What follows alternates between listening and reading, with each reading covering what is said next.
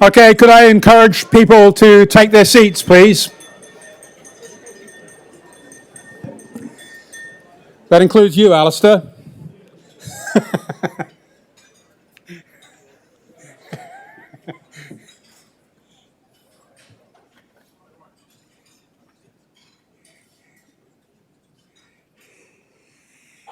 Excellent.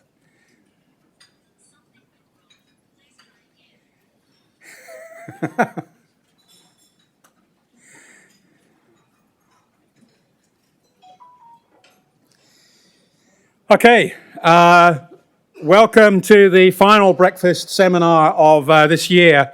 It's a beautiful day. Actually, every Wednesday we're here, it seems to be a beautiful day.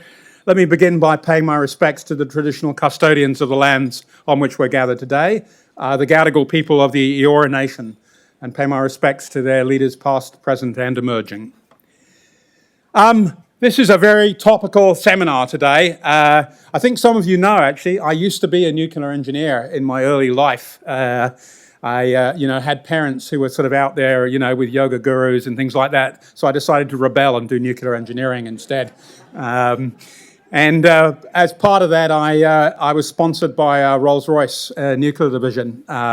During my time, I was part of a design team that designed, or did the very early design, at least, on the PWR2, which is the current Astute nuclear reactors.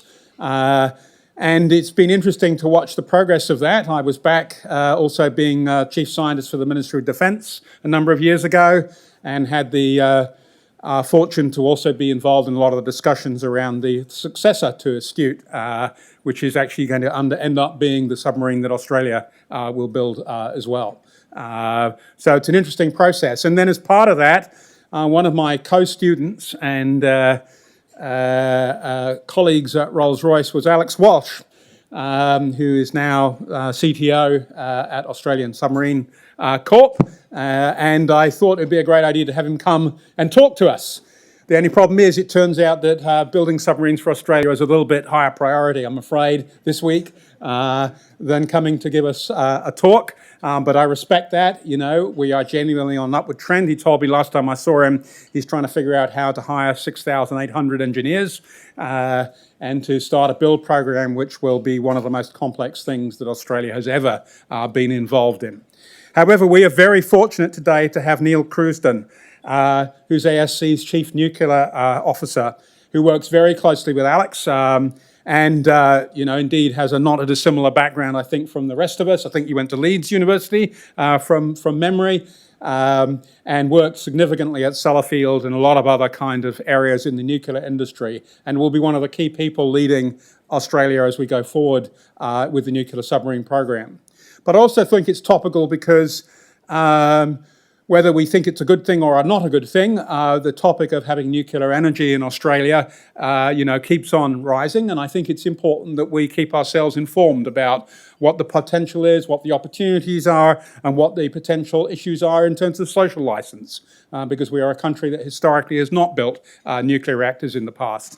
And so this is quite a sea change, even if it is only in submarines at this point. So I think this is an amazing opportunity to hear from an expert in the field, and also to hear from someone who's going to be integrally involved in basically the development of the nuclear program in Australia. So it may be unknown to us, but Neil will basically explain a little bit about what ASC is doing. Talk to us also, I think, about what the real social issues are in terms of how we might think about nuclear power and nuclear energy in Australia. And I hope also give us some technical insight as to what they'll be doing. Nothing too secret, but something I think that we can all chew on. So Neil, please welcome to the stage. Thank you.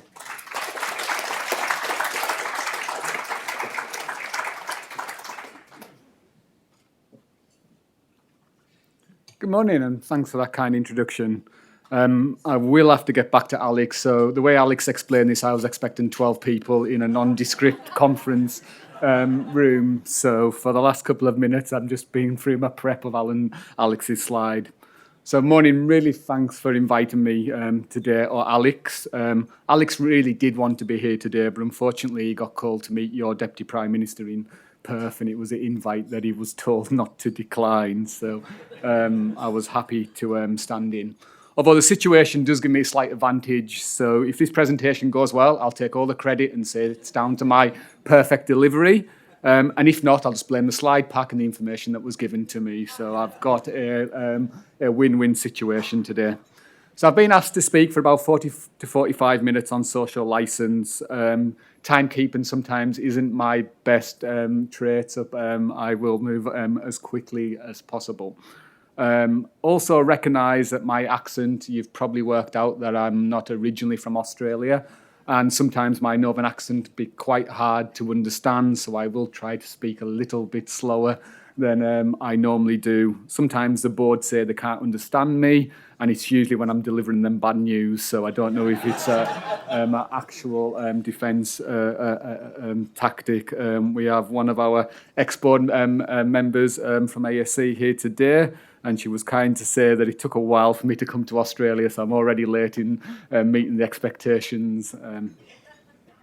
My name's Neil Crewdson. I'm the Chief Nuclear Officer at ASC. So what does that actually mean?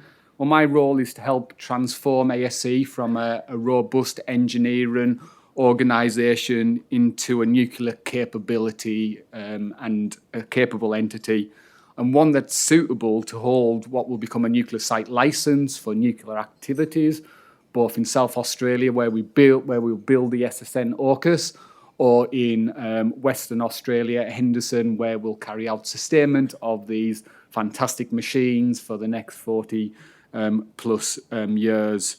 The second part of the role is to earn. So site licenses are relatively easy. The regulator tells you what you need to do. You come up with a management system. You train the people. You have assurance. No different than engineering standards.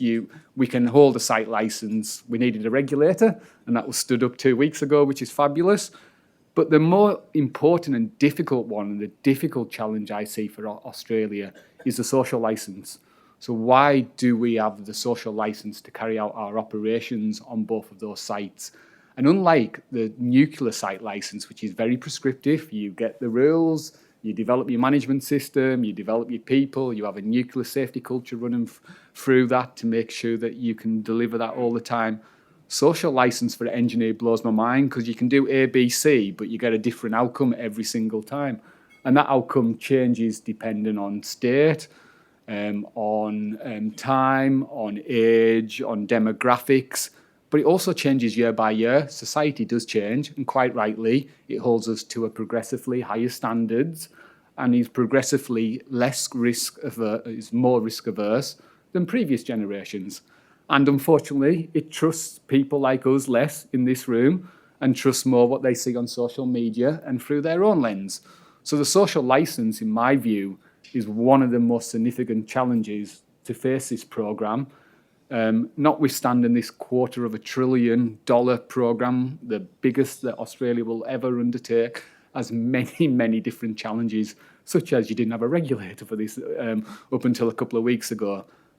But as an advanced economy, you'll be able to sort all those. But social licence, I think it'll take everybody in the room and across Australia to crack this problem, to get the social licence, but then also to maintain it.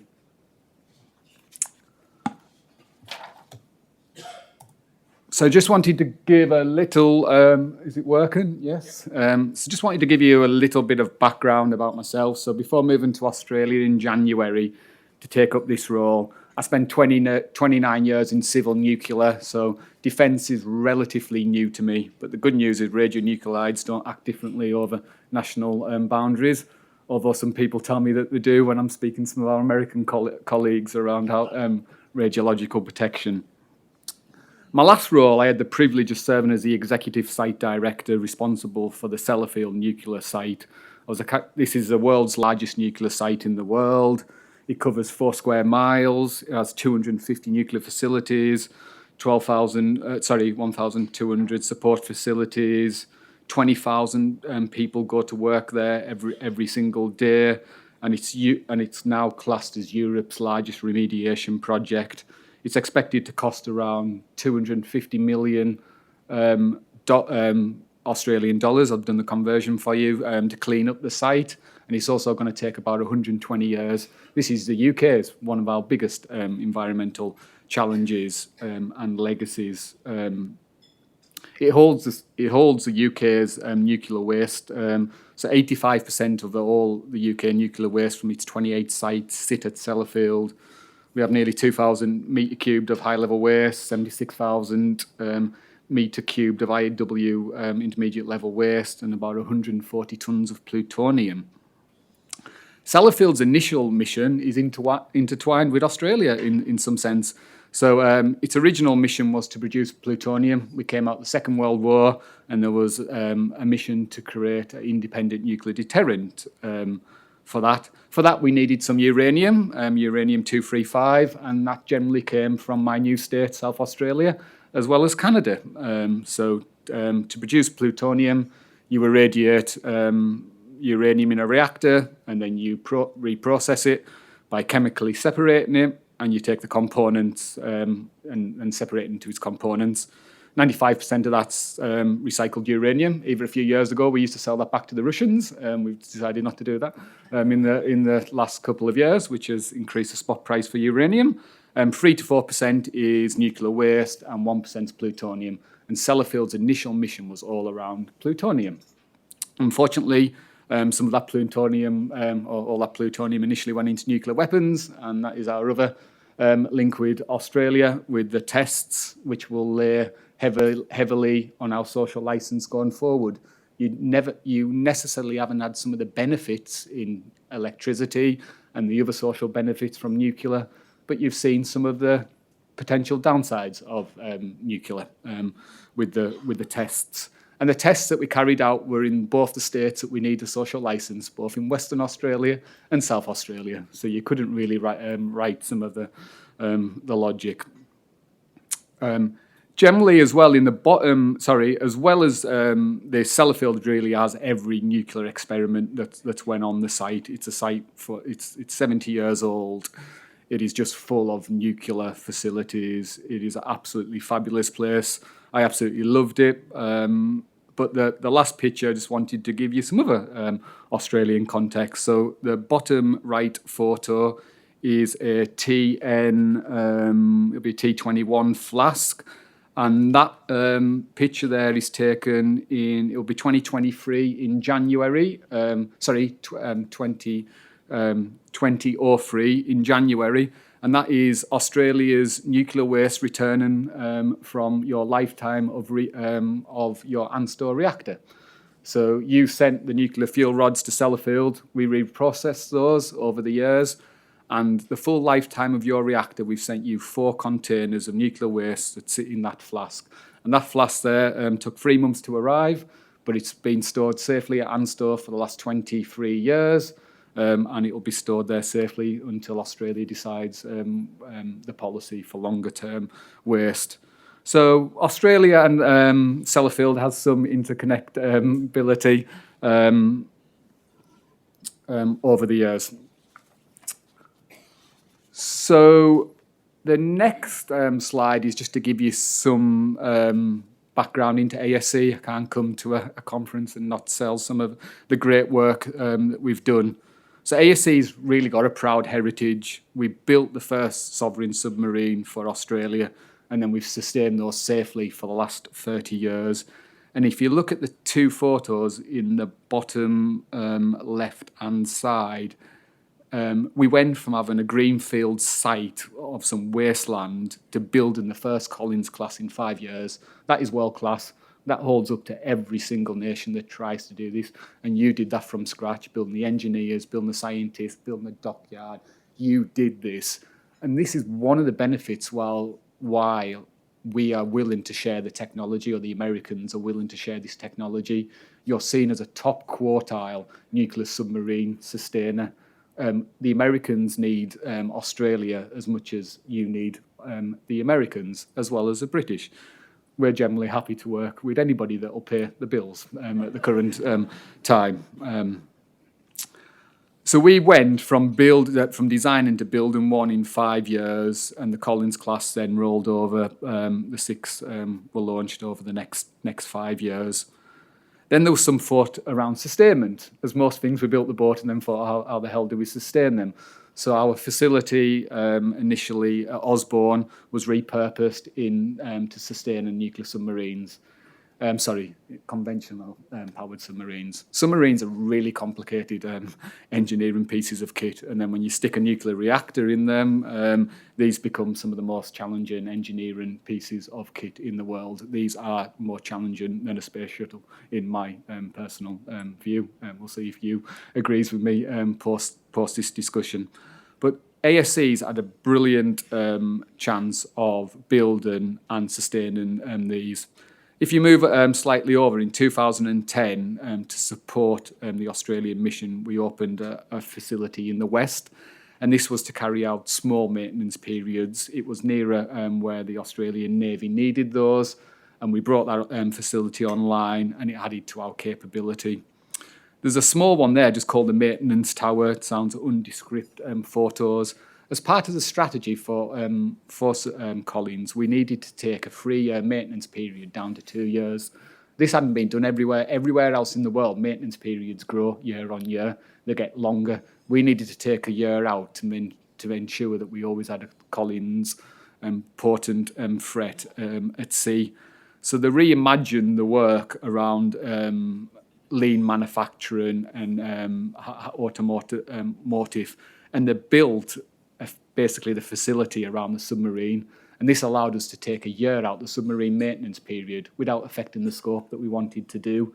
Again, this was what really got the Americans and the UK's interest in Australia as being a top quartile.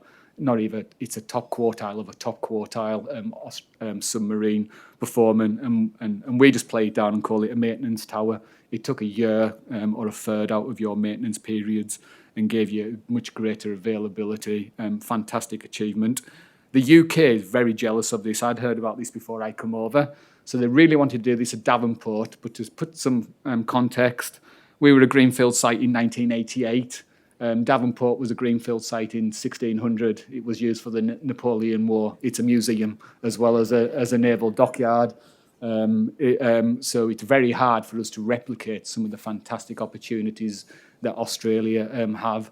And I'm really confident that the American and the UK programs are old and they're on legacy sites. Australia will have the best nuclear submarine program because you're building on the learning from 2 other great countries, but you'll be able to repeat our successes and avoid our mistakes that we've made over time. In 2024, following the cancellation of the Naval Group contract, ASC was selected as Australian submarine partner to both build the new SSN AUKUS, but also to sustain, firstly, the American Virginia class, visiting UK class, and then from the 2040s, the new SSN AUKUS class. But we've got a bright future, but it's all built on the past. And that's what gives me confidence when I talk around, it's 6,000 engineers. We'll do it. We can train people. We'll go for early careers. It's building a new dockyard. It's challenges on lots of engineering, transfer of technology, loads of challenges. But we can do this. We're an advanced economy. We've got brilliant people. I am not worried about that. 6,000 people sounds challenging, and it is challenging. But what really worries me then is coming back to the social license rather than these. You've done it in the past. You're seen as a top quartile of a top quartile submarine nation. The challenge on the next one going forward is you will have nuclear reactors, although powering a boat next to Australia. So to give you some background on the time frame, ASC and our time frame is big. ASC is growing. So the first one is we must maintain Collins. It's our overriding priority to make sure that we have a potent deterrent for Australia. So we need to continue up until the 2040s maintaining Collins. But to do that, it's reaching the end of its life. So we've had 500 to 600 engineers working diligently over the last 5 years, working out how to extend those. And Collins is going to get cut to bits, in some very technical words. And we're going to replace key components that will give it a 10-year extension. And that's absolutely vital, because without that 10 years extension, we'll have a gap in submarine capability for Australia.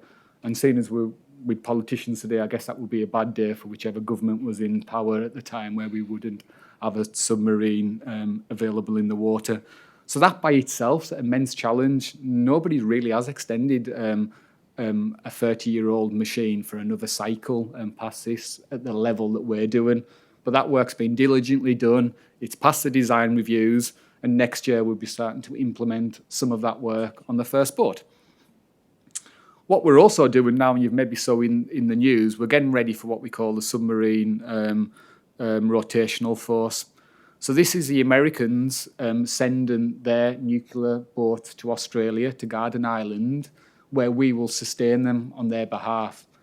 But to do that, the Americans aren't just saying, we'll give you this apex predator, and if you make a mistake, it affects the full program, the UK and the American one.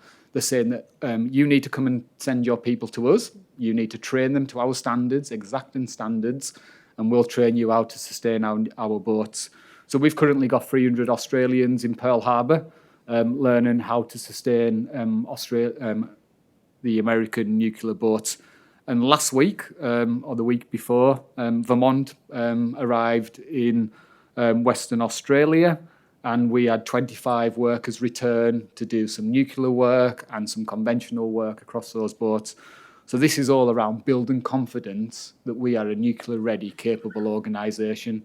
And that will continue, and every time a boat comes, we will do progressively more and more difficult work across those areas.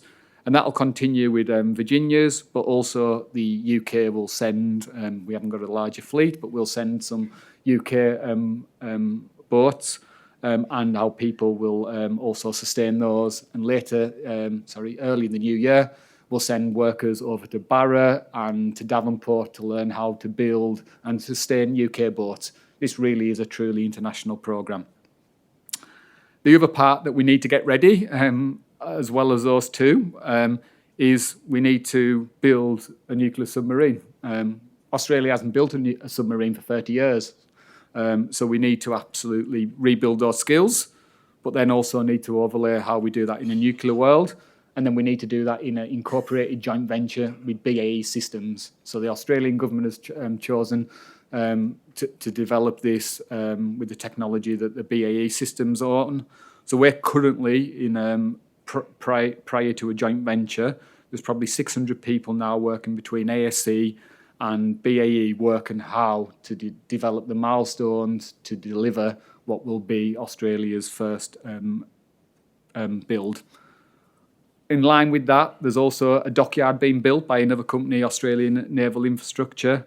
And again, this will be one of the biggest infrastructure projects going on in South Australia for a number of years. It will take the output of South Australia's steel production for around 4 years to build these. None of these are small projects.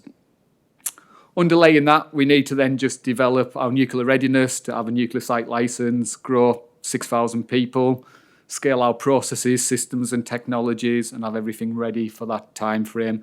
So this is a challenging programme for ASC, but it's a challenging programme for Australia. This is the politicians' class as the biggest endeavour and industrial programme that Australia has ever undertaken in its history. So we'll move on to social licence. So as I've stated, I believe social licence is the biggest risk or opportunity to this programme. So what is a social licence? So the Atomic Energy Authority says it's a situation in which a project has the ongoing approval and acceptance of the local community and other key stakeholders of where they operate. The absence of that means it's very difficult to operate. And it usually adds significant costs into programmes and timescales if you don't have the social licence or you lose it. So while this is a $250 billion programme with lots of other challenges, all those can be done in my engineering head. I can work from A, B, C, D, and I get the output. I can get my slide rule. I can get other tools. I can make that work. Social licence will be unique for Australia. It won't be the same as the UK. We had a social licence before social licence was a thing. The government told us. We built it in the 70s, coming out the cold. Sorry, we built it in the 60s. 50s and 40s following entering the Cold War. And we did it in a world where people trusted engineers, politicians and scientists, and we didn't have social media. So it's going to be a truly different challenge from Australia. But you've got some really brilliant benefits. You have broad political support for this programme, and you have the weight of the government and the organisations getting ready to do this. So just wanted to kind of touch upon why I think that the social licence is a real challenge. It's just that it's not a fixed approval. So with a site licence, it's, as I said, it's quite easy. You get the rules, you develop a management system, you get the people, you train them, you assure it, and you have a nuclear safety culture. Relatively easy, or not.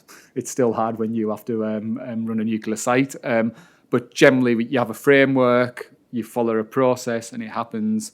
This is such a dynamic relationship. The social licence will be different in West Australia to South Australia. It'll be different at different times. But generally, the social licence is based on a number of areas. It's built on trust. It's built on credibility. It's built on capability. It's built on openness. But then there's some other added advantages and the ones that we need to leverage. It's built on jobs, so what's in it for the local economy. And it's also built on wider socio-economics.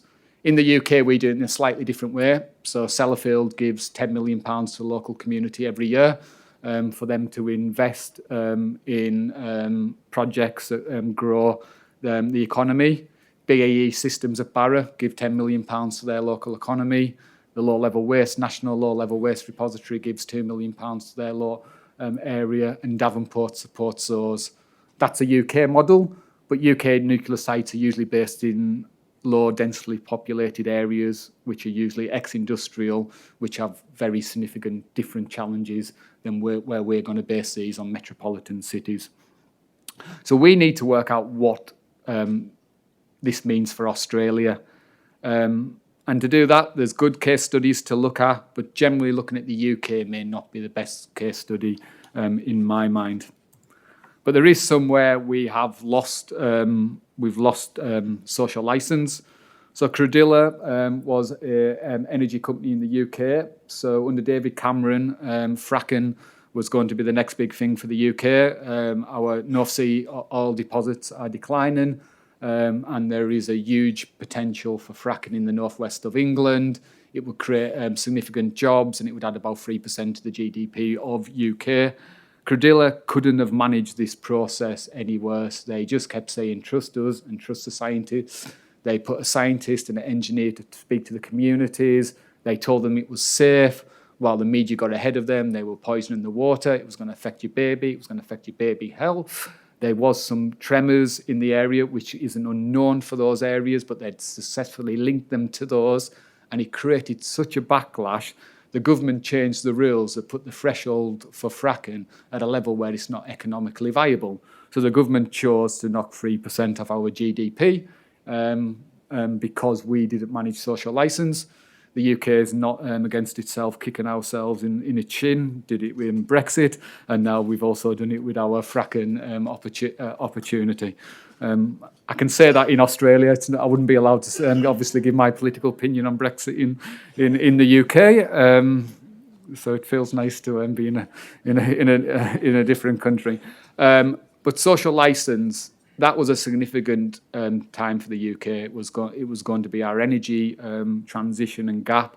You saw how that's what's happened in America with the fracking. It's lowered the price both nationally and internationally, and it's closed and supported the world when Russia turned off the taps to Europe. We have basically abandoned that, and I can't see that being politically viable to come up, except if there was a national emergency or economic emergency in the UK.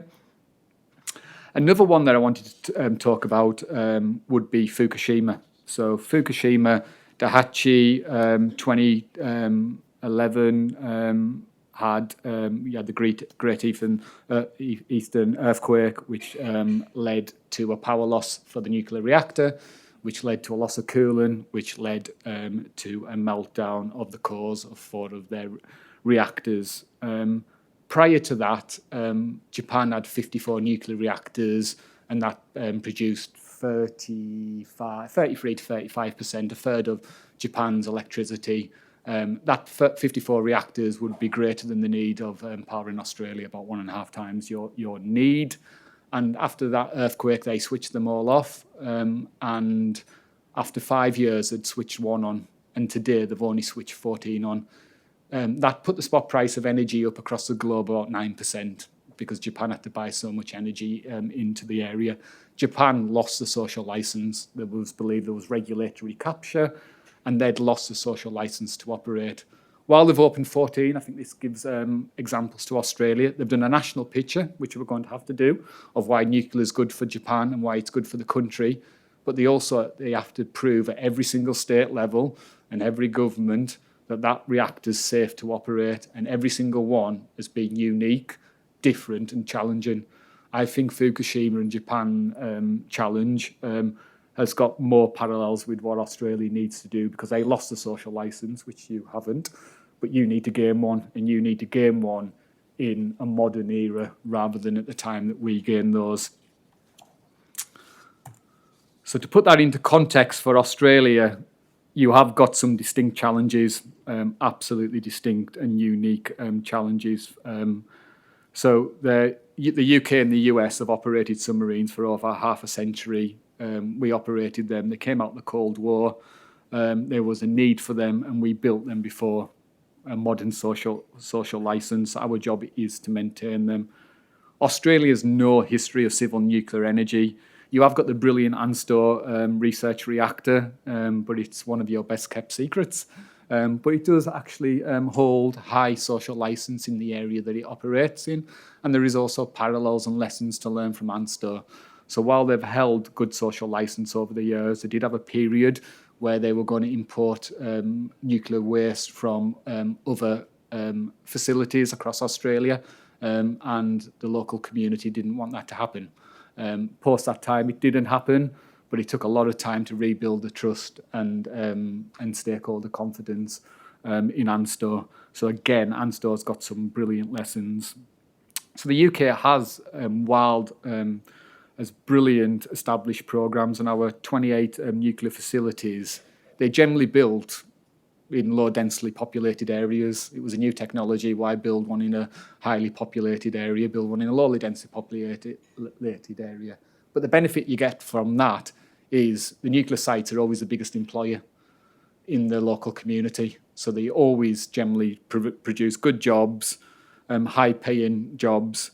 They produce a high supply chain around that area, and they produce high levels of knowledge. People who work with nuclear understand the nuclear risks, and they really understand it, because they wouldn't put themselves and their family at risk if they didn't really believe it was safe. So one of the easy parts that we have with nuclear sites, like social license, I believe, in the UK, most generally on the sites, around the nuclear sites, are low density and high employment. Again, we're not going to have that in Australia. We're building these on 2 metropolitan cities with a number of million people in each of those. We won't be the biggest employer, and we'll be fighting for resources from other industries. And then, obviously, I touched upon it before. The UK, with in collaboration with the Australian government, carried out nuclear testing on Australian soil between 52 and 63. And that leaves a legacy of trust. And it also leads to issues with our First Nations community. And we can't forget that the Australian government, through your Australian Radioactive Waste Management Organisation, had to abandon the low-level waste repository site in Kimber in South Australia, not because it's technically unfeasible, not because it isn't a good site, not because the geology is poor, because they couldn't get the social license with the First Nations Australians to do that. And that's delayed that work probably by 5 years. The low-level waste repository is not a technically challenging solution. There's about 29 of those across the world. Managing where you're going to put your high-level waste in the UK, that's a really big problem, but low-level waste is not. Social license is.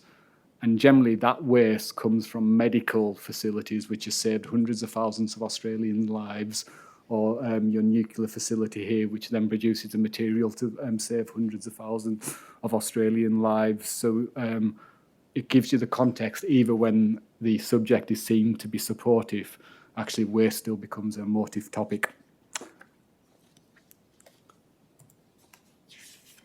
So the good news for Australia, at a macro level, you do have broad support. So the Lowry Institute carried out some polls, and that said nearly 2/3 of Australians support somewhat or favourably of the AUKUS deal. You also have high levels of support, both in the coalition government and the Labour policy. It seems to settle matter, at least for the foreseeable future, in those areas. So the good news is at a macro level, I think there's support for this, and every time we see threats from other nations circle Australia, that actually brings the need for AUKUS to the forefront of people's minds. But the challenges, I think, will be at the state level and at the local level. But we've accepted that challenge at ASC. So we're trying to work out a long-term collaborative programme, recognising that social licence. So we've recognised that social licence will be one of our biggest challenges. We've just made a new executive appointment to the organisation to support us developing a social licence, and we've developed a comprehensive corporate social responsibility strategy as well as a social licence strategy.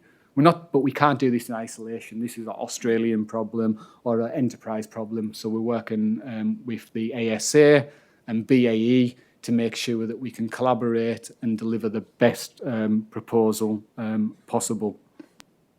We've also started engagement, building relationships with the traditional owners and Aboriginal leaders at both of our sites, as well as the national level, and having a national and state conversation about what does this mean for the first Australians and how do they feel about this.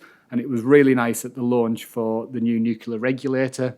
They've put the protection of the environment and safety, and they've used the environment word first. And that came from consultation with the First Nation Australians, which said actually, so generally in nuclear safety, you say nuclear safety is an overriding priority in everything that we do. The First Nation Australia said yes, but if you look after the environment, you're looking after the safety of our people.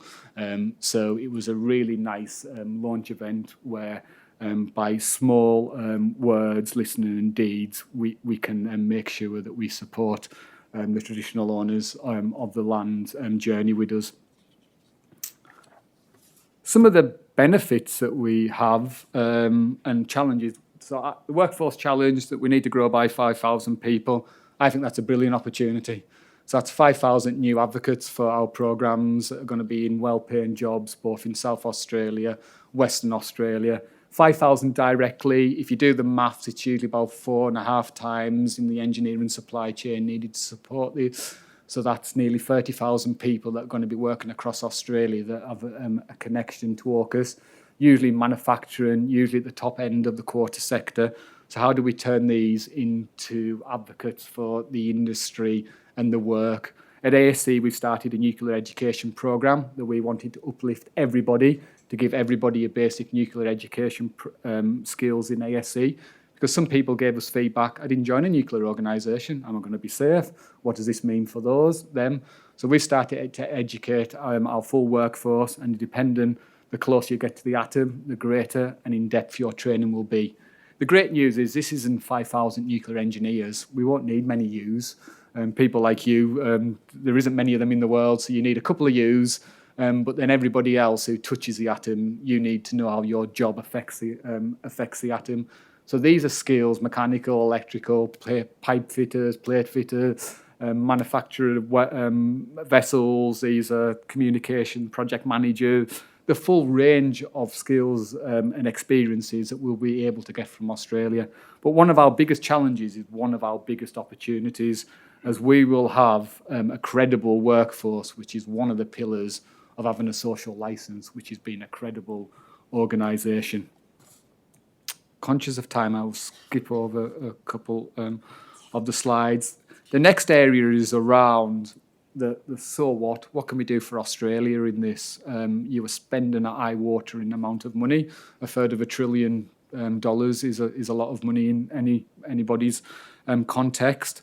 So we've developed with ASC a submarine industrial strategy. We want to uplift Australia's industrial base, not only to support the AUKUS build, but we want to support the American program and the UK program. It is no secret that both the UK and the American program are failing behind the demand signals for both nations, and generally this is down to the high quality manufacturing that is needed. Australia will add into this, and this is one of the reasons and one of the selling points that we had in the Donald Trump review, that we've got high quality manufacturers that are going to sell into the UK and to the American program. And currently there's about 4 products on a Virginia which are already made in Australia, in Victoria and Western Australia. We already do it, and we're going to expand that. And by doing this, we believe that up to 80,000 jobs in Australia will be linked to the AUKUS program, which then again grows the social support for this and grows the economic benefits across the areas. ASC's role in this, we're going to be delegated by the American nation to assess vendors to supply parts. So we'll get assessed that we can do it, and then we'll go out to the supply chain, and then we'll work with the supply chain to make sure that they can have the vendor qualifications. So there's 5 big waves that the Americans need. They need small valves, anti-vibration materials, form fitting, machine parts, and electromechanical. And we're working with the Australian supply chain to develop that. And we've had 200 people that's went through an EOI, expression of interest, to supply into these. So long before we're sustaining and building nuclear submarines in Australia, we'll be supplying into the American and UK systems. So in the next couple of years, we'll already see the economic benefits, and these will start to grow. Wave 5 was released on November the 7th, and there's going to be more to come. So we believe that we'll touch about 1,000 suppliers, and they'll touch every single state. So while this is currently a South Australian, a Western Australian project under the Commonwealth, by the end of this programme, in the next 5 years, every single state will see economic benefits from this programme. And the last one is the Australian industry support. So we recognise that to do this, we need to uplift them. Some of the quality, the procedures and policies are different than what we've done. No different than high reliability other organisations. It's just different. So some of the suppliers said to us, I find it really difficult to do this. It's costing some money and they don't see the demand signals coming quick enough. So we're sending experts into these people to work on them, but also then tailoring them towards some of our earlier work, such as LOT. And we're going to use some of the LOT work as a precursor to some of the nuclear work. So they'll follow the paperwork and standards that they'll have to do for nuclear, but they'll do it for LOT as a training platform. So alongside these is building the great skills and credibility in ASC, recognising that we have the challenge. We believe that uplifting and tying in Australian industry to potentially 80,000 roles will sustain and support the nuclear social licence that we need. That was my end of my slides. I happy to take any questions on any part, either on the submarine programme, Sellafield, or nuclear in general. Thank you, Neil. Actually, it reminded me why I stopped doing nuclear engineering, if you don't mind me saying, and turned and did robotics, is because when I was an undergraduate in the early 80s, we had 3 Mile Island, which people don't mention these days, but it's what actually put a halt to the nuclear industry in the Western world. And I'm not sure we've even recovered from that, even now, actually. So just coming back to your social license point of view, that was one of the most mishandled events that you can imagine, probably before you were born. But I think it was maybe the year I was born, and you're absolutely right. It was, and the really sad part about it, it happened on its sister station, and because it didn't have a good learning culture, they never shared the information to its yes, sister it was station. it was poorly handled, I think, in general. But it was an interesting event, so I moved on from that sort of thing. Sorry, open to questions. There's the microphone. Oh, sorry, I've got a loud voice. But I'd just like to know how the nucleus or any submarine isn't vulnerable to attack. So You know, all- I sorry. guess Also, I just wanted to comment that you are just a brilliant ambassador. Well done. that's very kind. I did joke with Alex. I'm the Alex Walsh you order if you order off Team U. Nuclear submarines are apex predators. They're designed to be stealthy, and the nuclear component of the submarine means that the only limit on them staying underwater is food. I'm not a defence expert, but there's only 6 nations that has nuclear submarines. One nation doesn't really deploy them, India, so there's 5 nations that have it. These are apex predators. They are, like every undersea deterrent, they are submarines following submarines. There is a joke about a fish sees a submarine and says you don't see one all day, and then you see three follow each other. But these are the apex predators, and these are the technology will be the most advanced in the world that puts Australian technology above the rest. I once had a rather eventful week tracking Russian submarines in the North Atlantic, actually, so we'll come back to that later. You go for it. Sorry, I apologise. Chris Skinner, you said that in the UK the nuclear facilities are away from populated areas, but I don't think that's true of Devonport in Plymouth, where I spent 3 very pleasant years learning engineering. But in order to reassure the people who live around Devonport in Plymouth in Devon, the UK or Royal Navy or your regulator has issued a set of emergency response instructions so that every house knows what should happen if there is an incident in Devonport. Do you see the same thing being needed here? And if so, who will do it? So you're absolutely right. There is an exception to every rule, and as a Devonport noted, was built in the to protect us from Napoleon, or either prior to that. The nuclear base there is incredibly close to facilities. There you can see the equivalent of coals over the fence line. The nuclear site licence for the UK, licence condition 12, I think. I haven't got my book in front of me and I'm forgetting the numbers, is emergency response. So all nuclear licence sites in the UK need to come up with an emergency response plan and show that to the regulator. It needs to be proportionate to the risk that the site holds, and they need to practice and test that a number of times, 3 times a year, which the regulator then views. There will be the equivalent in Australia. We have just stood up the new nuclear regulator. The regulator has provided the top level regs, but the guidance, the documents are to be developed over the next quarter. I expect it will be the regulator that would make sure that we have suitable emergency arrangements, and it would be up to the licensee, which ASC would be, to then demonstrate how you do that proportionate to the risks that you hold. For South Australia, it'd be relatively low. Power testing would be our kind of risk time, so the time at risk would be very low.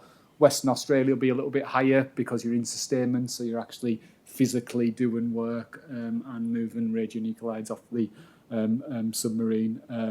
But yes, I think the Australian government has picked an enabling regulatory framework, which is very much like the ONR, DSNR-L in the UK, and they currently have people in the UK training with them, and in the American with naval reactors, which is the American regulator. And again, I think Australia's picked the best of both worlds, learning from what works best in both. Thank you. We've got one over here. Yeah, thanks. Joe McGur's my name. I'm the member for Wagga, and I just wanted to thank you for the presentation. And I haven't been to one of these before, and absolutely fascinating. So I hope I get invitations to the seminars next year. My reflection, and thank you for the presentation, my reflection was your comments around the training of your workforce in terms of social licence. So I and my electorate and a number of politicians are dealing with the issue of social licence for renewable energy projects. And I actually think it's the number one challenge we're facing in this country right now. And I accept that it's quite difficult to get social licence, but the insight you've given me is the importance of your workforce. And if I have to reflect on my experience with some companies that have come through my electorate, there might be an acknowledgement at the top level of the importance of social licence, but the everyday interactions between community and people don't reflect that always. And so I guess my reflection is I'm interested if you could expand on anything else you're doing with your workforce, but I wouldn't underestimate the importance of having a workforce that's not only positive about the work, but also positive in their interactions with the community. Thank you. No, that's a brilliant insight. And yes, that was very similar. Some parts I do think social licence, Bill Clinton said it's the economy stupid.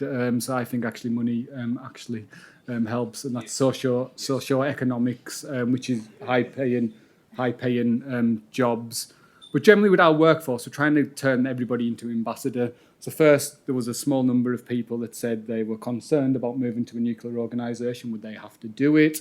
They didn't join a nuclear organisation. So we wanted to provide some basic education. And some of that's talking to the people. We have pipe fitters, electricians, we have cleaners. So some of this is talking into levels that mean something to them. So how is that the same as the flight that I just, yearly dose will probably be a couple of flights, or how many bananas, a coffee, or is that living in Cornwall because you have lots of natural radon? So we try to talk in figures that mean stuff to people, in X-rays, in units that people can understand. Can I just unpack that one a little bit more? Because, you know, my office does a lot of very controversial things. Okay. And we've often found the best solution is to change the story, to change the narrative. So I did the Kosciuszko wild horses one as an example, and nobody was going to believe any of the data. But you can change the message. You know, it's so in the nuclear case, it is about secure energy and not about whether it's nuclear or not, as an example. Do you see what I mean? but I think you're right about the top level and the bottom level don't always match. That Sellafield, big public support, it's a national need. It keeps the lights on for the UK by storing UK spent fuel. It's still a big yen earner from Japan. But the local level, sometimes I would go to a public meeting, there'd be 50 or 60 people, a bit like from politicians to local people. Generally, the nuclear part was settled. Nobody kind of bothered about that anymore. It used to be, my bus was late because you had a truck in the way. Your steam plant blew off 120 tonnes of steam last night, so my cow went into, gave premature birth to its cow and it died, so you owe me for a calf. It's kind of a road crossing, it's a Egremont Christmas lights, it's a social club. So I think you have to work at all levels, and it's really hard work. So Sellafield had about 40 people in our socio-economic team. We went in anything from teaching in schools, helping support lessons, brownies, scouts, guides. We created training materials. We had to work at absolutely every level because we couldn't take anything for granted. One of the funny stories, Sellafield is in a remote place, and to get to the low-level waste repository, it's a single country lane. And when we annoyed the farmer, he parked his tractor in the lane, and we couldn't get the vehicle to take the nuclear waste on the only UK's nuclear site because we'd upset the farmer that day. So national and local don't always align. One more question.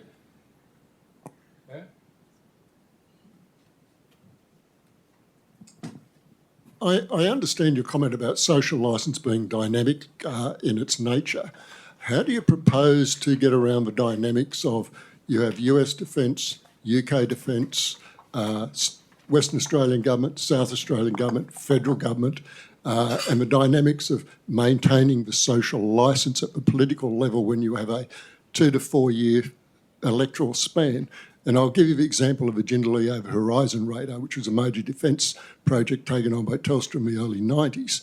And it hit the problem that to get around the political issues, major technical issues were papered over at the time, subject to further specifications, further discussions, confirmation, such that when it came to systems integration at the end, nothing worked. And it was a $1.4 billion write-down for Telstra immediately before it was privatised. Now, if one government or another starts making a political football out of it, your social licence just disappears. How do you propose to handle that? So it is a challenge. As I said, we have broad government support for this project. Not having a deterrent from a submarine in Australia for whichever government was in power at that day, where we don't have one, would be a bad day. When you saw Vice Admiral Mead speak on the TV, on the documentary, when somebody asked him about what the plan B is, Australia's run out of plans. This is the plan if you want a submarine situation. We currently have to purchase American submarines, so there won't be political work go on with that. We have to prove to the Americans that we are capable of being a nuclear owner of a submarine. So there will be no compromise. The American and naval reactors will not sell us the nuclear submarines if they are not happy with the technology levelness of our company, of the country, and our readiness state. Because if we lose a Virginia, it puts the American programme in danger and the UK programme. The nations are now joined, and our fate is sealed across all three nations. A bad day for a UK or American submarine will be a bad day for the Australian one. So some things generally go above politics, and there'll always be politics on this. I'm sure if I ever get to Senate estimates, it'll be one of the best days of my life. But it generally, I think some things are above it and general national needs. That doesn't mean we might have to make compromises. It is a complicated system. The federal and state situation that you have in Australia is a learning curve for me. So there might be some compromises, but it won't be around technology and it won't be around safety. It'll probably be around jobs, locations of stuff, and all those other things that potentially our elected members do for the right reasons. Thank you very much, Neil. Appreciate that. Really good. Thank you very much. Very kind. I'll just finish this. So that's the last seminar for the year. We will begin again next year with the winner of the New South Wales Premier's Prize for Science, which isn't supposed to be announced until tonight, but I saw it in the newspaper several times this morning. So, I'm just behind the time. So I think it'll be Professor Nalini Joshi, mathematician from Sydney University. So please come back next year. We'll have 6 great talks again. Thank you. Cheers.